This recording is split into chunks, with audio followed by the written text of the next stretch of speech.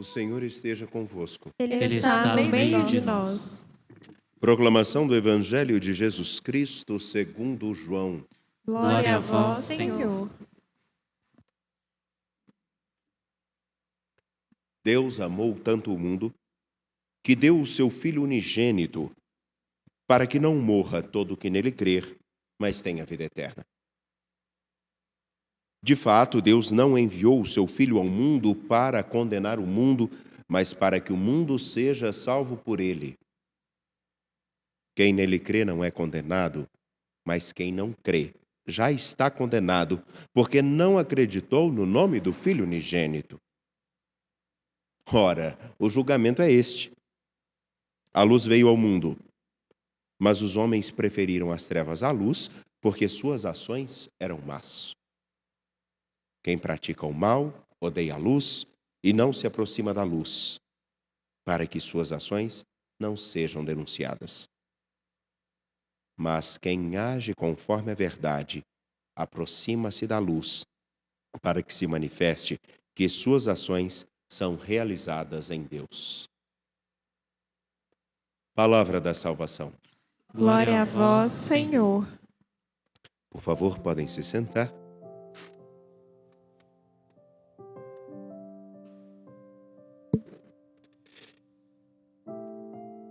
Livro dos Atos dos Apóstolos, capítulo 5, versículo 20.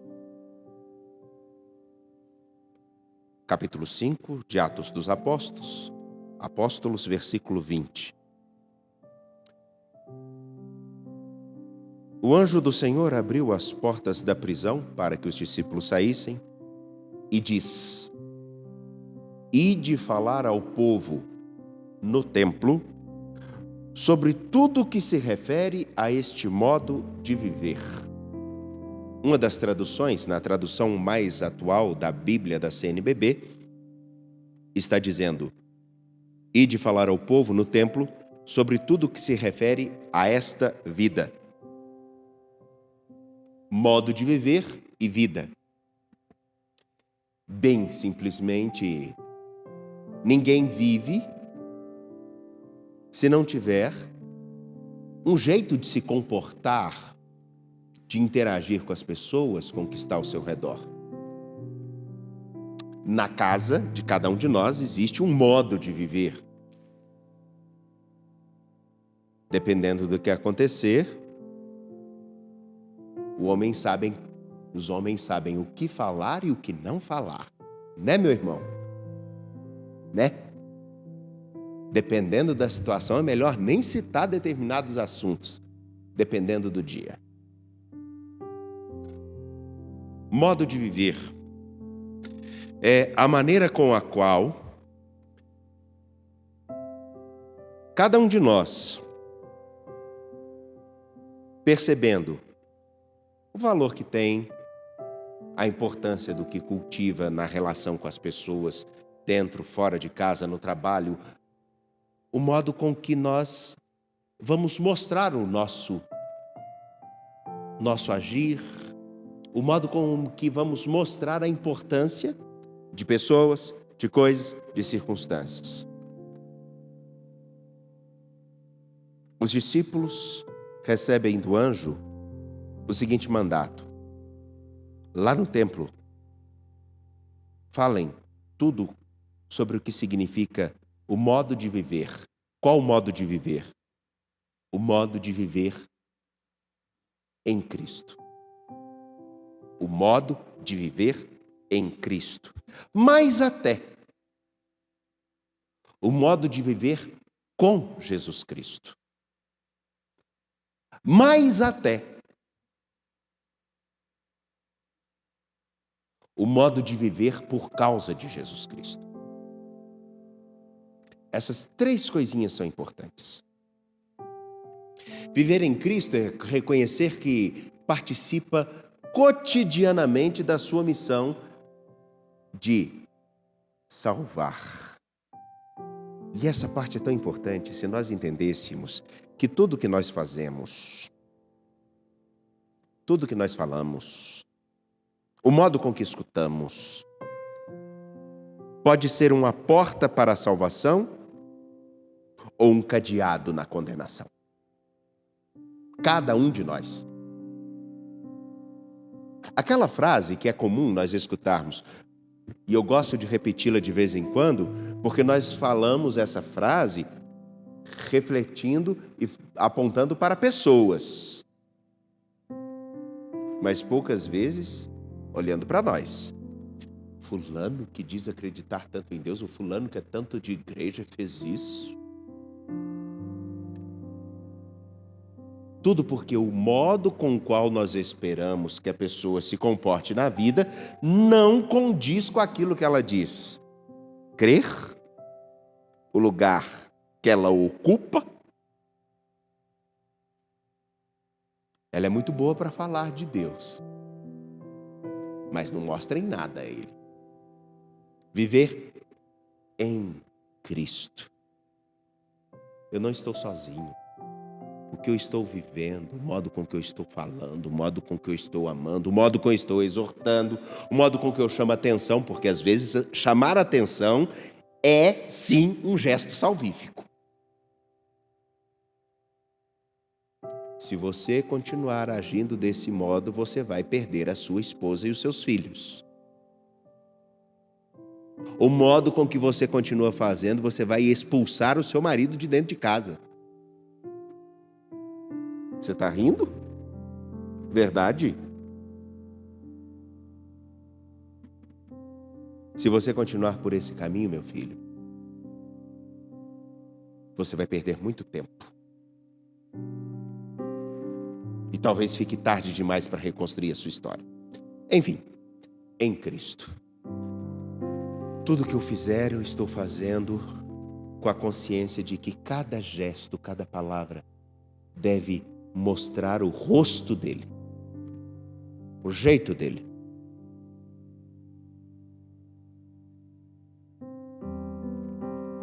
Por causa de Cristo.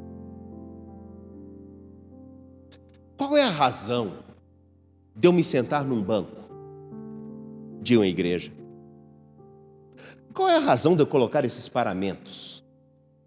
Qual é a razão que faz com que a Carla, por exemplo, deixe suas atividades e venha ser voluntária no Santuário Basílica Nossa Senhora da Piedade numa quarta-feira à tarde para poder ajudar as pessoas a rezarem? Não é por causa de dinheiro, podem ter certeza. E nem porque o padre seja simpático. Porque ela está aqui antes de mim e Deus abençoar vai continuar após a mim.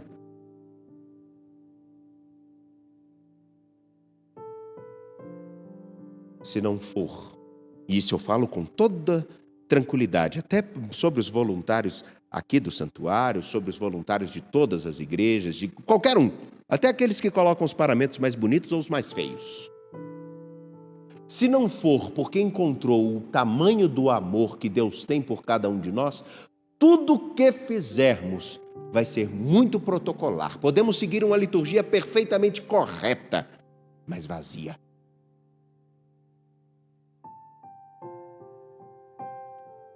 O que vivo, eu vivo por causa desse amor tão grande que eu encontrei, citado por João, no capítulo 3, versículos 16 a 21. É por causa do amor que Deus manifestou ao mundo, dando a sua vida por nós.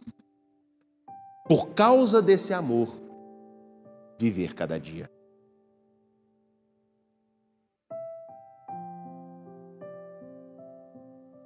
Em Cristo, por Cristo, agora e o com Cristo. É muito interessante que nós temos a capacidade de achar que os outros é que são responsáveis por falar da palavra de Deus.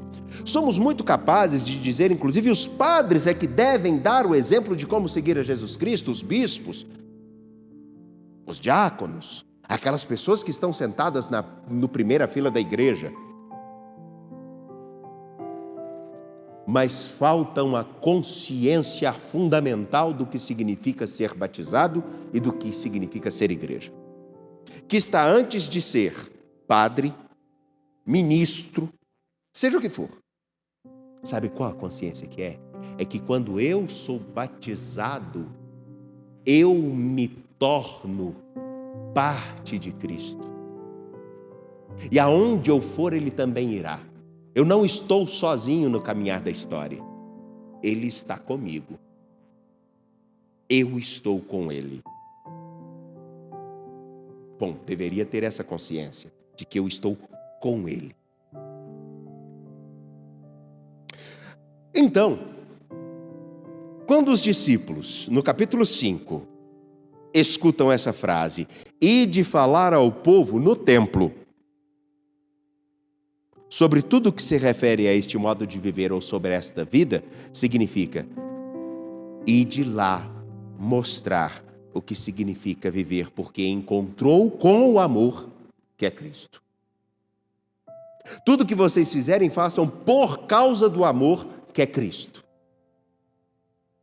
E que cada gesto de vocês tenha consciência de ajudar os outros a se encontrarem em Cristo com o amor de nosso Deus que é Pai. Aí isso tudo toma forma no Evangelho de João, capítulo 3. Qual é a condenação que todo cristão deveria ter medo? E aí eu falo sem nenhum medo. Não deveria ser a dos nossos pecados. Dos nossos pecados. Sabem por quê? Os pecados a gente corrige. Deus perdoa. Ótimo. Mas a do nosso maior pecado, que é a raiz de todos os outros, não é o que nós fazemos, mas o que nos leva a cometer determinadas ações. É de não acreditar em Jesus Cristo de verdade. Não acreditando em Jesus Cristo, não tomamos consciência de que o que falamos, que o que fazemos, o modo com que andamos, o modo com que interagimos com tudo pode mostrar o caminho da vida que é Cristo ou fechar esse caminho, desviar desse caminho. Esse é o grande problema.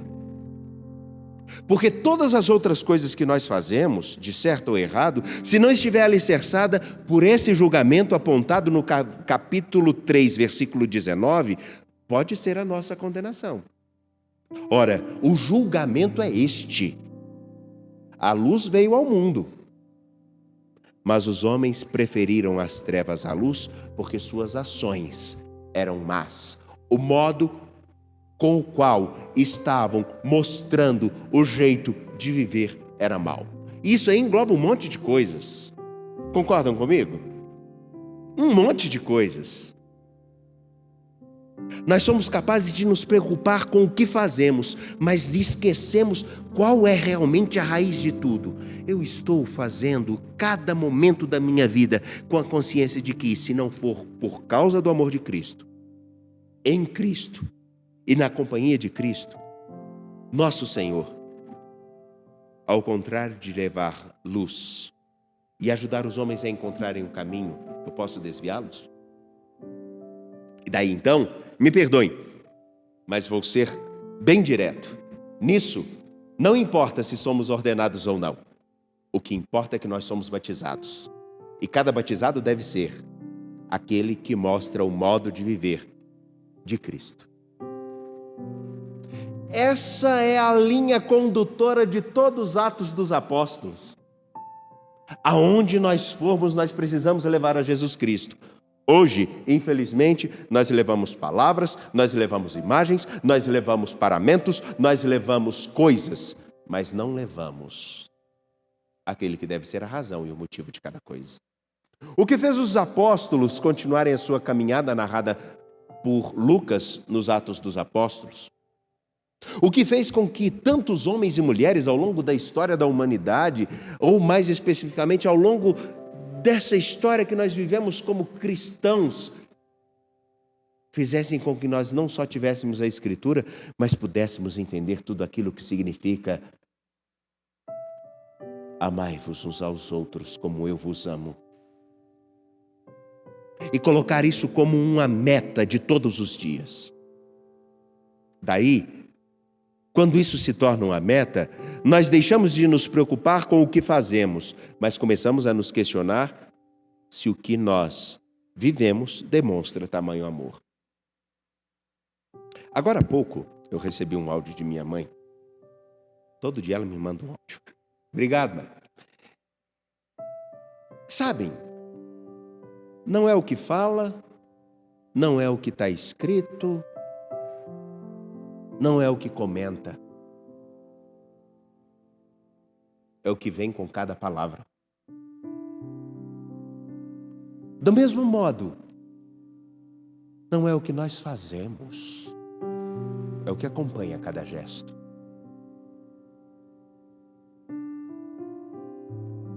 Tão simplesmente. Só essa pergunta eu faço. Aonde você vai? Você mostra o modo de viver com Cristo, em Cristo e por causa de Cristo? Aonde você vai, a todo momento, isso está evidente ou tem uma dúvida?